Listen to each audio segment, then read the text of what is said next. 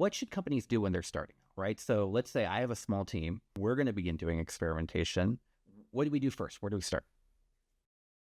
So I will say two things first. And one is to really get solid on what you're trying to learn with this experiment. And so there's a bunch of different hypothesis frameworks out there. Any of them will be fine for starting out, but really being able to articulate what is the alteration that we're making in the journey. So you can kind of put a defined scope around that. So it doesn't bloat out or get into, we're doing this and this and this and this, like really solidly define what is the alteration that you're really interested in exploring.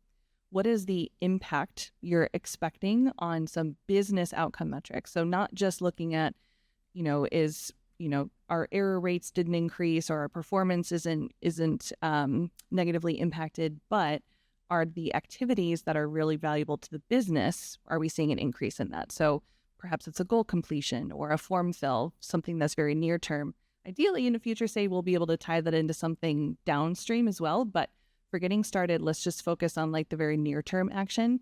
And then think about some of the evidence that you have to support that idea. So what is the rationale or like the business case for why you'd explore it? Because that's going to be really powerful for getting the buy-in from anyone you need to dedicate the resources or the time to exploring this as an experiment in the first place. And it's also really going to help you on the back end when you're analyzing this experiment to not say, well, did any of the metrics go up that we were hoping? And this will help you say, like, no, we are very acutely focused on this specific success metric. And that will help you kind of say whether or not this was something that we'll call a winner versus something that we're going to use to inform future iterations.